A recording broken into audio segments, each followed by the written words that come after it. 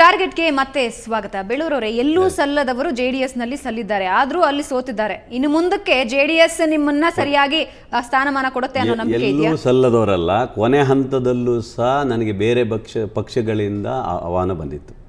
ಕಾಂಗ್ರೆಸ್ ಯಾಕೆ ಬೇಡ ಅಂತ ಇಲ್ಲಿ ಹೇಳ್ತೀನಿ ಬೇರೆ ಬೇರೆ ಪಕ್ಷದಲ್ಲ ಆಹ್ವಾನ ಬಂದಿತ್ತು. ನಾನು ಆ ಪಕ್ಷದಲ್ಲಿ ಇದು ಮಾಡಿದ್ದೇನೆ. ಕೊನೆ ಹಂತದಲ್ಲಿ ನನ್ನ ಕಾರ್ಯಕರ್ತರು, ನನ್ನ ಸ್ನೇಹಿತರುಗಳಲ್ಲಿ ತೀರ್ಮಾನ ನಡೆದಂತ ಇಲ್ಲ ಒಂದು ಸರಿ JDS ಯಾವ ಪಕ್ಷದಿಂದ ನಿಮ್ಗೆ ಆಹ್ವಾನ ಬಂದಿತ್ತು. ನನಗೆ BJPಯಿಂದ ಲಾಸ್ಟ್ ಕೊನೆ ಹಂತದಲ್ಲೂ ಸಹ ಈಶ್ವರಪ್ಪನವ್ರು ಫೋನ್ ಮಾಡಿ ನಿನಗೆ ಟಿಕೆಟ್ ಕೊಡ್ತೀನಿ ಬರಬೇಕಂತ ಹೇಳಿದವರು ಕೊನೆ ಕೇಳಿದ್ರು. ನಾನು ಇಲ್ಲ JDSಗೆ ಹೋಗ್ತಾ ಇದ್ದೀನಿ, ಬೇಡ ಅಂತ ಹೇಳಿದೆ. ಆ ರೀತಿ ನಾನು ಕೊನೆ ಹಂತದಲ್ಲಿ ಅಂತಲ್ಲ, ಎಲ್ಲ ಪಕ್ಷದವರು ಆಹ್ವಾನ ಮಾಡಿದರು. KJP ಅವ್ರು ಕರೆದಿದ್ರ? ಎಲ್ಲರೂ ಇದ್ರಂತ ಹೇಳಿದ್ನಲ್ಲ ನಾನು, ಅದೆಲ್ಲ ಮಾತುಕತೆಗೆ ಬಂದಿದ್ರು. ನಾನು ಯಾವತ್ತೂ ಇದು ಮಾಡಲಿಲ್ಲ. ಕುಮಾರಸ್ವಾಮಿ ನೇತೃತ್ವದಲ್ಲೇ ಹೋಗಬೇಕು ಅನ್ನೋದು ತೀರ್ಮಾನ ಮಾಡಿ ಲಾಸ್ಟಿಗೆ JDS ನಾನು ಸೇರ್ಪಡೆ. ಅದು ಕೊನೆ 15ನೇ ತಾರೀಕು ಸೇರ್ಪಡೆಯಾಗಿ ಅವತ್ತೇ ನಾನು ನಾಮಿನೇಷನ್ ಮಾಡಿದೆ. ಯಾಕೆ JDS ಯಾಕೆ ಸೆಲೆಕ್ಟ್ ಮಾಡ್ಕೊಂಡ್ರಿ? JDS ಪಕ್ಷಗಳು ನಿಮ್ಮ ಹಿಂದೆ ಬಿದ್ದಿವೆ ಅಂತ ಹೇಳಿ JDS ಯಾಕೆ ಮಾಡಿದೆ ಅಂತ ಹೇಳಿದ್ರೆ, ಇಡೀ ರಾಜ್ಯದಲ್ಲಿ ಕುಮಾರಸ್ವಾಮಿ ಅವರ ಒಂದು ನಾಯಕತ್ವನ ಜನ ಬೆಂಬಲಿಸಿದ್ರು. ಜೊತೆಗೆ ನಿಮಗೆ ಅನಿವಾರ್ಯತೆ ಇತ್ತು.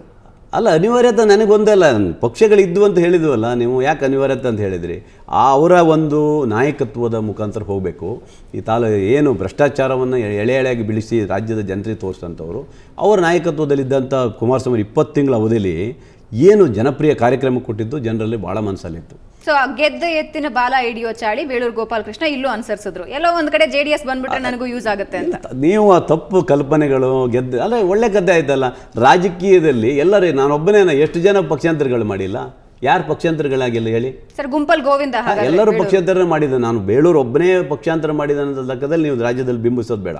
ರಾಜ್ಯದಲ್ಲಿ ಪ್ರತಿಯೊಬ್ಬರು ಪಕ್ಷಾಂತರ ಮಾಡಿದ್ದಾರೆ. ಇವತ್ತು ಯಾರು ಆ ಪಕ್ಷದಲ್ಲಿ ಇದ್ದಂತ ಹೇಳ್ಬಿಡಿ. ಇವತ್ತು ಹೋಗ್ಲಿ, JDS ನಲ್ಲಾದ್ರೂ ಕಲರ್ಫುಲ್ ರಾಜಕಾರಣ ನೋಡಬಹುದಾ? ದೊಂಬರಾಟ ಇಲ್ಲದೆ ಖಂಡಿತವಾಗಿಯೂ ರಾಜ್ಯದಲ್ಲಿ ಮುಂದಿನ ದಿನದಲ್ಲಿ ವಿರೋಧ ಪಕ್ಷದ ಸ್ಥಾನವನ್ನು ಈ ರಾಜ್ಯದ ಜನತೆ ನಮಗೆ ಕೊಟ್ಟಿದ್ದರಿಂದ ಮುಂದಿನ ದಿನದಲ್ಲಿ ಕುಮಾರಸ್ವಾಮಿ ಅವರು ಮುಖ್ಯಮಂತ್ರಿ ಆಗುವಂಥ ಎಲ್ಲ ಲಕ್ಷಣಗಳು ಮುಂದೆ ಬರುತ್ತೆ ಅನ್ನೋದನ್ನ ನಾವು ಬರ್ಕೊಡ್ತೇವೆ. ಇನ್ನು ಎಷ್ಟು ವರ್ಷ ಹಾಗಾದ್ರೆ ವಿರೋಧ ಪಕ್ಷದಲ್ಲೇ? ವಿರೋಧ ಪಕ್ಷ ಇರಬೇಕಲ್ಲ, 5 ವರ್ಷ ವಿರೋಧ ಪಕ್ಷದಲ್ಲಿ ಇರಲೇಬೇಕಲ್ಲ ನಾವು. ಮುಂದಿನ ಚುನಾವಣೆವರೆಗೂ ವಿರೋಧ ಪಕ್ಷನೇ ಇರಬೇಕಲ್ಲ. ಆ ನಂತರ ತಾನೇ ನಮ್ಮ ರಾಜಕೀಯ ಶಕ್ತಿ ಕೊಡುವಂಥ ಜನ. ಸೊ ಅದೇ ಪಕ್ಷದಲ್ಲಿ ಖಾಯಂ ಆಗಿರ್ತೀರ? ಖಂಡಿತ ಆ ಪಕ್ಷವನ್ನು ಬೆಳೆಸಬೇಕು, ಕಟ್ಟಬೇಕು. ಮುಂದಿನ ದಿನದಲ್ಲಿ ಶಿವಮೊಗ್ಗ ಜಿಲ್ಲೆಯಲ್ಲಿ, ಯಾಕಂದರೆ ನಮ್ಮ ಜಿಲ್ಲೆಯಲ್ಲಿ 3 ಜನ ಇವತ್ತು MLA ಗೆದ್ದಿದ್ದಾರೆ. ಒಂದು ಸೊರಬ, ಶಿವಮೊಗ್ಗ ರೂರಲ್ ಮತ್ತು ಭದ್ರಾವತಿಯಲ್ಲಿ 3 ಜನ ಗೆದ್ದಾರೆ.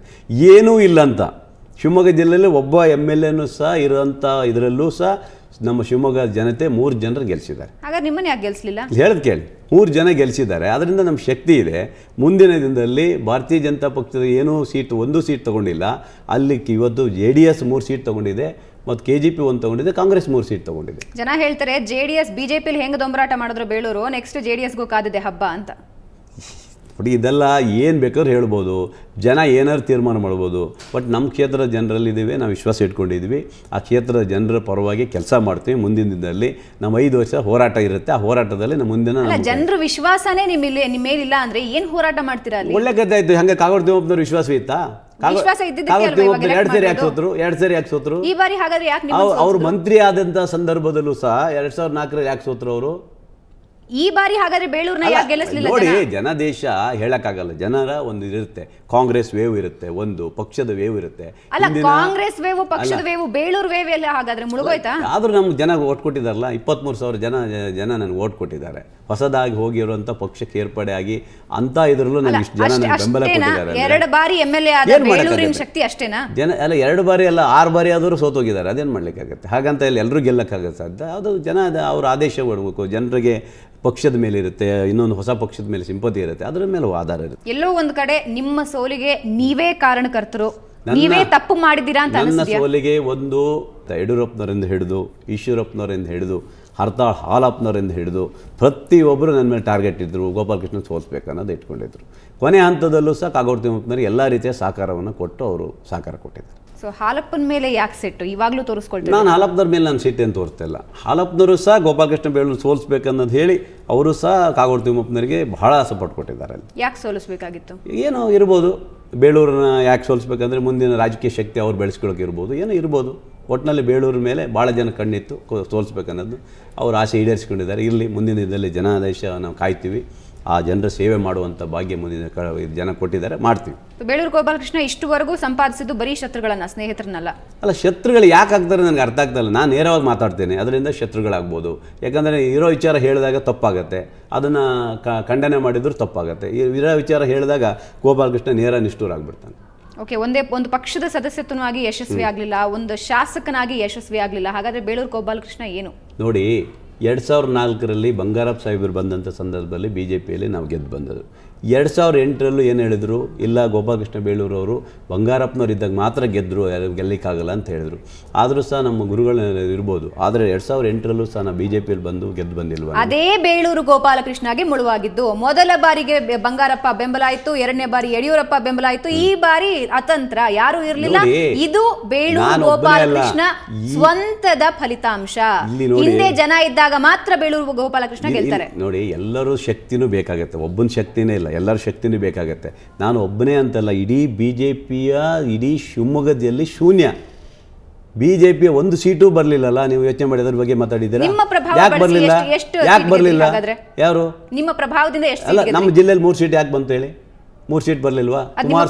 ಕುಮಾರಸ್ವಾಮಿ ನೇತೃತ್ವದಲ್ಲಿ ಅವ್ರ ನಾಯಕತ್ವವನ್ನು ಒಪ್ಪಿ ರಾಜ್ಯದ ನಮ್ಮ ಜಿಲ್ಲೆಯ ಜನ 3 ಸೀಟ್ ಗೆಲ್ಲಿಸಿದ್ದಾರೆ. ಅದು ಕುಮಾರಸ್ವಾಮಿ ವರ್ಚಸ್ಸು. ನಿಮ್ಮ ವರ್ಚಸ್ಸು ಏನು? ಅಲ್ಲ, ನಮ್ಮ ವರ್ಚಸ್ಸೆಲ್ಲ ಆಗೋದಲ್ಲ, ಅವ್ರ ವರ್ಚಸ್ಸು ಬೇಕಾಗತ್ತಲ್ಲ. ಎಲ್ಲರೂ ವರ್ಚಸ್ಸು ತಗೊಂಡೇ ಗೆಲ್ಲಬೇಕಾಗತ್ತೆ ಇವತ್ತು. ಅದರಿಂದ ನಮ್ಮ ಜಿಲ್ಲೆಯಲ್ಲಿ 3 ಸೀಟ್ ನಾವು ಗೆದ್ದಿದ್ದೀವಿ. ಶಕ್ತಿ ಇದೆಯಲ್ಲ ನಮ್ಮ. ಹಾಗಾದ್ರೆ ಬೇಳೂರು ಗೋಪಾಲಕೃಷ್ಣ ಬೆಂಬಲಿಗರು ಬೇರೆ ಪಕ್ಷದಲ್ಲಿದ್ರು ಕೂಡ ಬೇಳೂರು ಗೋಪಾಲಕೃಷ್ಣ ಬೆಂಬಲಿಗರು ಅನ್ನೋ ಕಾರಣಕ್ಕೆ ಅವ್ರು ಸೋತರು. ಇಲ್ಲ, ಆ ಥರ ತಪ್ಪು ತಿಳಿಬಾರ್ದು. ಇವತ್ತು ಏನಾಗಿದೆ, ಪಕ್ಷ ಹೊಸದಾಗಿ ಬಂದ ತಕ್ಷಣನೇ ನನಗೆ 15ನೇ ತಾರೀಕಿಗೆ ಟಿಕೆಟ್ ಕೊಟ್ಟ ನಂತರ ತಕ್ಷಣ ಹೋಗಿರುವಂಥ 15 ದಿವಸದಲ್ಲಿ ಕೆಲಸ ಮಾಡಬೇಕಾದ್ರೆ ಕಷ್ಟ ಆಗಿತ್ತು. ಆದರೂ ಸಹ ಹೋರಾಟವನ್ನು ಮಾಡಿ ಆ ರೀತಿಯಲ್ಲಿ ನಮ್ಮ ಒಂದು ಕೆಲಸವನ್ನು ಮಾಡಿದ್ದೀವಿ.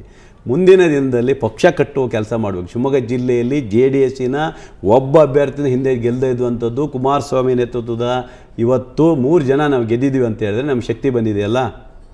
ನಿಮ್ಮ ಶಕ್ತಿ ಅಂತ ಒಪ್ತೀರಾ? ನಮ್ಮ ಶಕ್ತಿ ಅಂದರೆ ನಮ್ಮ ಪಕ್ಷ ಶಕ್ತಿ.